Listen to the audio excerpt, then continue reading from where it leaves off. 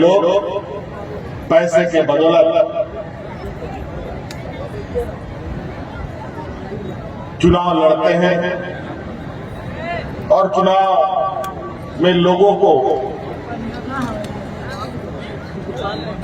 दिग्भ्रमित भी करता है और जो पैसे से खरीदा हुआ वोट को ये लोग बड़े बड़े पूंजीपतियों के यहां जाकर के बेच देता है। और वही नतीजा है कि आज इस देश की सारी सरकारी संपत्ति बिक गई।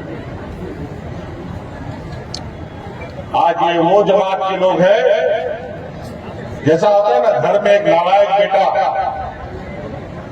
जो कमाता धमाता नहीं है तो करता क्या है कि घर का जमा पूंजी जो होता है खेत बाड़ी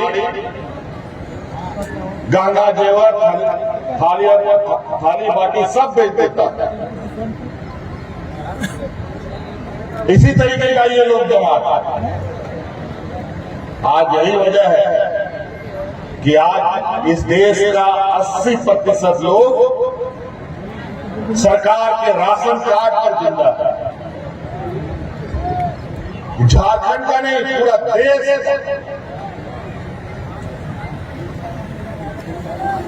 क्योंकि आज महंगाई आसमान छू रहा है।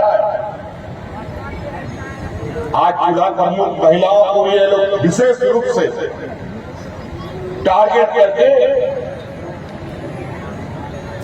वोट बिखेरने का प्रयास कर रहा है और उस लिफाफा में 1000 रुपया, 500 रुपया, 1500 रुपया जहां जहां जैसा आदमी मिला वैसा भर भर कर दे रहा है। बोला वोट सभी को देना।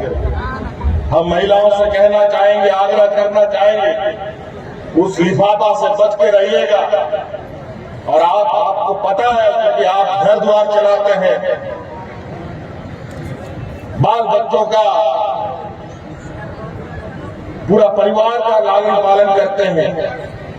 आज आपका दाल, चावल, तेल, नमक कितना महंगा हो गया।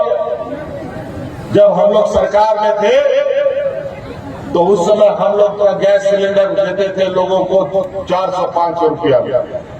और आज का गैस सिलेंडर का दाम जरा बता दीजिए कितना है। अब कौन गैस सिलेंडर खरीदेगा बताओ। आज मुफ्त में गैस सिलेंडर तो बांटा, लेकिन उसमें से आधा आदमी भी दोबारा सिलेंडर खरीदने का ताकत नहीं जुटा पाया। वो खराब है इसलिए मुझे वोट दो। सुदेश महतो ये बोलने नहीं आया। सुदेश महतो आपके मन से, आपके विश्वास को इस रूप से खड़ा करना चाहता है जहां आपको फैसला लेने की शक्ति आप में हो सके, और मैं उसके उदाहरण आपके बीच रख रहा हूं। 2019 में ये सरकार बनी थी, हमारे वैचारिक मतभेद हुए, लेकिन दूसरा बड़ा कारण है कि सामने वाले ने, इस राजा के पुत्र ने, मैं राजा बोलता हूं, मैं राजनेता मानता नहीं, चूंकि कभी भी झारखंड के लिए जिन्होंने एक पसीना न बहाया वो राज का नेता कैसे हो सकता है। उत्तराधिकारी हो सकता है, गुरुजी का उत्तराधिकारी हो सकता है। पिता के बदले पुत्र ने राज संभाला और राज संभालते ही ये कांग्रेस और झारखंड मुक्ति मोर्चा राजद ने 400 वादे लोगों के बीच में कर दिए। 400 कमिटमेंट का उनका संकल्प है और इसी संकल्प को ले जाके हर जगह बोलने लगे, चर्चा करने लगे, लोगों को भ्रम में डाला।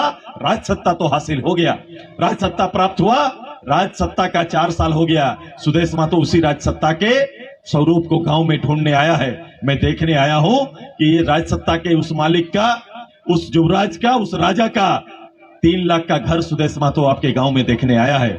जिस घर में सास, ससुर, माँ, बेटा, पुत्र, पुत्री के साथ साथ जिस घर में शौचालय, बिजली, पंखा, सारी सुविधा हो, ये घर ढूंढने के लिए सुदेश महतो आए हैं। हम हेमंत जी का वो परिवार ढूंढने आए हैं जिस परिवार को 5 लाख का नौकरी देने का वादा साल में किए थे। 4 साल बीत गया, लगभग 20 लाख नौकरी।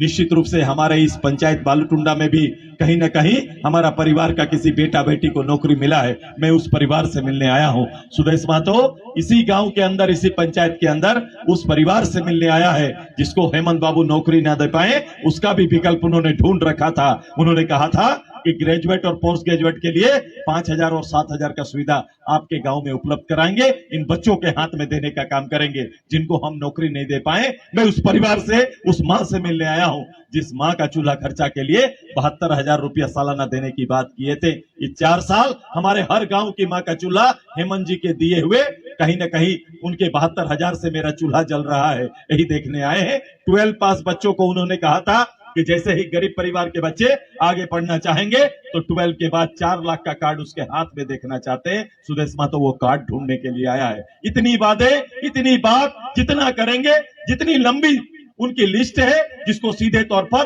तुरंत पढ़ा नहीं जा सकता, लेकिन कुछ बिंदु मैंने आपके पास रखा है। मुझे भरोसा है ये गांव मुझे निराश नहीं करेगा।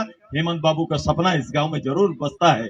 3 लाख का घर मुझे देखने को मिलेगा, ऐसा आपसे आग्रह करते हैं। मुझे वो 3 लाख का घर दिखा दीजिए, मुझे नौकरीशुदा वो नौजवान दिखा दीजिए, मुझे 72,000 का चूल्हा दिखा दीजिए, और इसके साथ साथ मुझे वो परिवार का 12 का बच्चा दिखा दीजिए जिसके हाथ में 4 लाख का कार्ड इन्होंने दिया है। ऐसा है ना आपके यहाँ?